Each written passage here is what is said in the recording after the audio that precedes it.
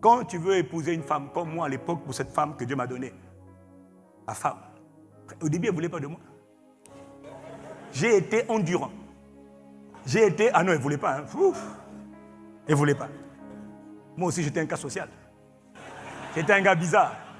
J'étais un petit cas social. Et vous voyez, je l'énervais. Ah. Donc, il fallait d'abord que j'arrête de l'énerver pour qu'elle me donne accès à sa présence. Frère, c'était tout un combat. Mais j'ai persévéré. Et je l'ai épousée. Et 29 ans de lune de miel et de mariage jusqu'à aujourd'hui. Mais il y a la persévérance.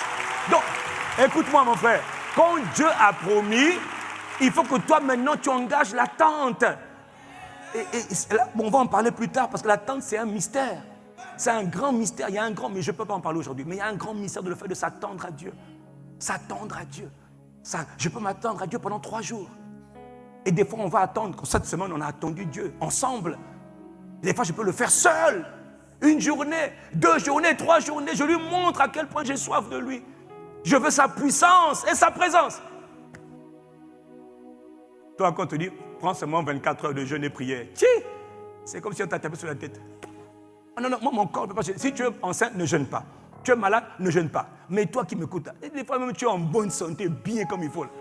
Quand on dit c'est l'heure du jeûne, on dirait que ta foi est partie, ton zèle est parti, ton assurance est partie. Oh, quelqu'un me dit miséricorde. Quelqu'un me dit miséricorde. On va en parler après de comment on fait pour s'attendre à Dieu. Parfois, on s'attend à Dieu dans la prière, en priant mon esprit. Tantôt, on s'attend à Dieu dans l'adoration. Tantôt, on s'attend à Dieu dans le calme. Tantôt, on s'attend à Dieu. On ne parle pas. On reste tranquille. Mais il faut s'attendre à lui. Pourquoi? Il a dit, restez dans la ville. Ne partez pas, attendez. Et nous, on est trop pressés. Tu es trop busy. On a dit, on fait jeûner, prière. Attends. Pourquoi tu pars? C'est là. Mais qui t'a dit qu'au moment... Parfois, c'est juste au moment où tu es parti que l'Esprit de Dieu a commencé à faire.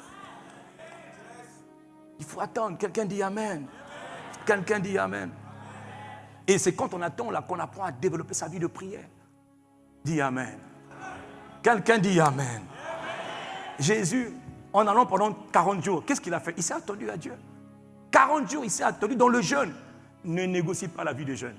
Mon frère, ma soeur, la vie de jeûne, elle est incontournable. Il n'y a pas de puissance sans vie de prière et vie de jeûne. Quelqu'un dit Amen. Or, c'est là même que tu es déjà discret, parce que tu n'aimes pas ça. Moi, je n'aimais pas du tout, ni la prière encore, j'aimais. Mais je détestais jeûner. Alors, j'ai pris du temps pour dire à Dieu, oh Dieu, mon corps déteste le jeûne. Il m'a dit, il n'y a pas de don de jeûne.